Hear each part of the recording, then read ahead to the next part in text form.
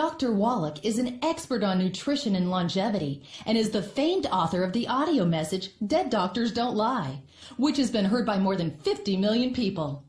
Get ready to learn and to laugh as Dr. Wallach shares some important facts that could very well save your life. And now, here is Dr. Joel Wallach. Since most of you heard the tape, Dead Doctors Don't Lie, I don't have to give a lot of introduction to myself other than to remind you the thing that makes my view different on health, I think, is that I'm a veterinarian as well as a physician. And in veterinary medicine, we don't have health insurance for animals like we do people. And if we were to use a human healthcare type of system for animals or livestock, it'd be sticker shock for you. Your hamburger would cost you $275 a pound. A boneless, skinless chicken breast would be $450 a pound. A dozen eggs would be $50 just to pay for the health care. So we learned a long time ago in the animal industry that we could keep the price of animal products such as meat and dairy and poultry and eggs down to where the average American could afford to eat them every day simply by eliminating health care cost. We do this in animals with simple little nutritional formulas. That's why we have mouse pellets and rat pellets and hamster pellets and gerbil pellets and guinea pig pellets and rabbit pellets. We have canned and dried dog and cat food.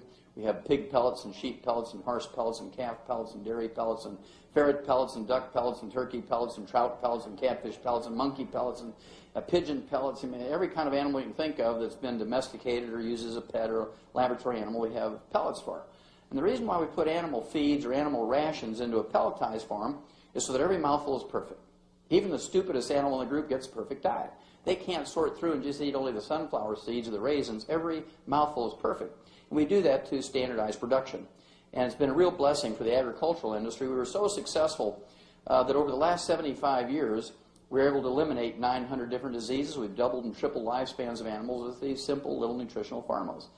And as a veterinarian, it always was kind of interesting to me that we didn't use that same technology for people. We only spent $100 billion figuring all this out for animals over a 75-year period, which is nothing, as you will see tonight, compared to what we spend for human health on a yearly basis.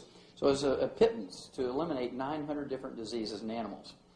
Well, one of the things, before I became a physician, I was involved with a big research project with Marlon Perkins from the old Mutual of Omaha Wild Kingdom show. How many remember Marlon Perkins? Great gentleman. And I was really, really honored that he would think of me as a wildlife pathologist. I was in Africa actually doing conservation work, and he sent me a telegram and invited me back to the States in the mid-'60s because he had gotten a $7.5 million grant from the National Institutes of Health. And this was to study pollution in the environment and the world ecology. And my job on the project was to do autopsies of animals that died of natural causes in the big zoos around the United States, because big zoos tended to be associated with big cities. And if there was any pollution problems going on in the cities, there was bound to be an animal in the zoo population that would be sensitive to the pollution. And we could use that animal much like the old coal miners used to use canaries. You know, they'd take the canary down to the mine, and if a little gas or methane would leak into the mine, the canaries were much more sensitive than the men, and they would drop off the perch and die long before the men were in danger of blowing up or suffocating. So that was the purpose of the study.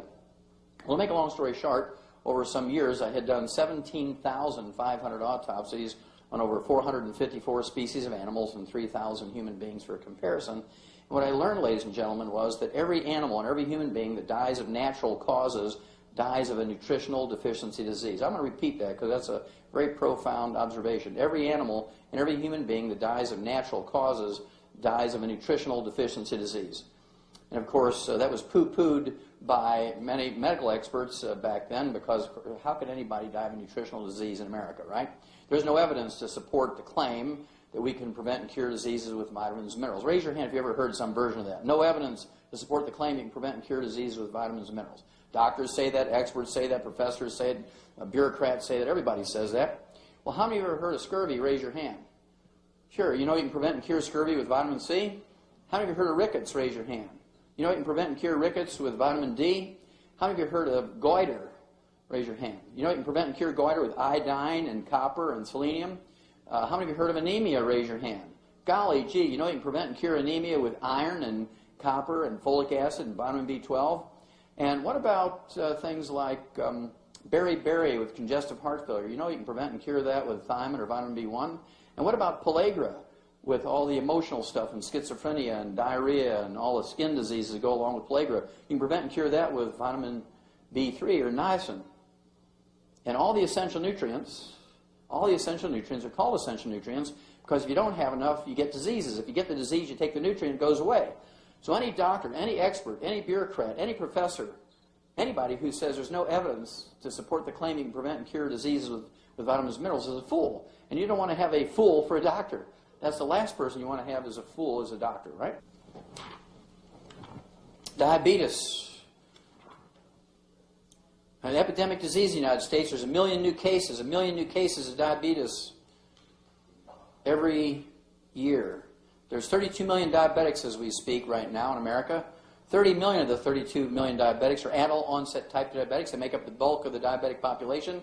And adult-onset type 2 diabetics make more insulin than non-diabetics. There's not an insulin problem with them. And usually if you're asking about insulin, say, well, I've got insulin. How can I be a diabetic? And so doctors say, well, you've got insulin-resistant diabetes. It's not working. The reason why it's not working is you're deficient in 2 trace minerals, chromium and vanadium, and their cofactors necessary for them to work, which are required by your insulin to work in your body. You can make tons of insulin, but if you don't have those trace minerals, your insulin's not going to work.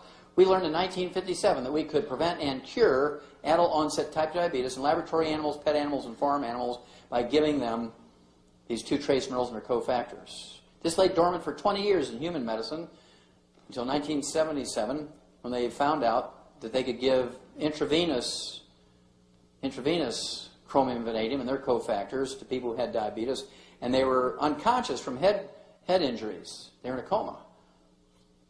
And they were miraculously cured by giving them intravenously these trace minerals and their cofactors. Now you can't say that, oh, well, they just believed that they were going to get cured because they were going to get cured because they're in a coma. They didn't know what was going on. Now, how come your doctor doesn't tell you this stuff? I mean, it's been proven over and over and over in animals. It's been proven over and over and over in people. It's been published in every big medical journal in America and in the world. It sort of comes through every couple of years as renewed, people look at it. It's not like it's a mystery. Every doctor knows this. Why don't doctors tell you this? Well, if a doctor took the less than 2 minutes that I just shared with you, this information, he might get $80 for a long visit, an extended visit, instead of $50 for a standard visit. Make an extra $30.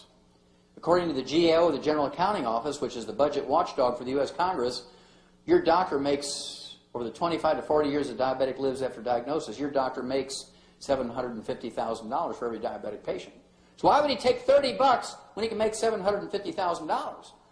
And most people say, well, my doctor belongs to my church. I got to believe in him. Well, don't let that protect you. Even members of the mafia go to church, right? So I wouldn't bet on that one.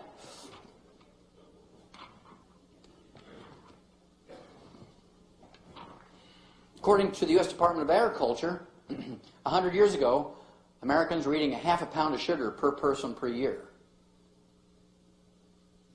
½ a pound of sugar per person per year. Today, 100 years later, according to the U.S. Department of Agriculture, Americans are eating 157 pounds of sugar per person per year, or now we're eating ½ a pound a day. So in 100 years, we've gone from ½ a pound of sugar per person per year to ½ a pound of sugar per person per day. That, plus the deficiency of these nutrients in our food, has resulted in this epidemic of diabetes. Do you think our genetics has changed that much? I don't think so. If you look in the book Rare Earths Forbidden Cures, one of our books, the guy who's doing all this study on these 2 trace minerals back in the 1950s, actually, Dr. Walter Mertz, went back into the 1940s and began to look at chromium levels in American blood, and he found out there was a big range in 1948, micrograms per liter of parts per billion, 28 to 1,000. In 1971, it dropped to 13. In 72, it dropped to 10. In 73, our chromium levels in our blood dropped to 4.7 to 5.1. In 74, it dropped to 0.73 to 1.6. In 78, it dropped to 0.16. Is it going up or down? It's dropping like a rock. Well, in 1980, it went up 3 times over 1978 values to 0.43. Why did that happen? Remember 1977? They were publishing all these papers on how chromium and vanadium was good for you. And so everybody was taking chromium and vanadium. They were running to health food stores and taking it. And so everybody's blood levels of chromium and vanadium went up. But because they couldn't cure diabetes with chromium and vanadium without all those other cofactors, in 1985 it went back down to 0.13 because people got frustrated because it wouldn't work if you just used those 2 trace minerals without the other cofactors.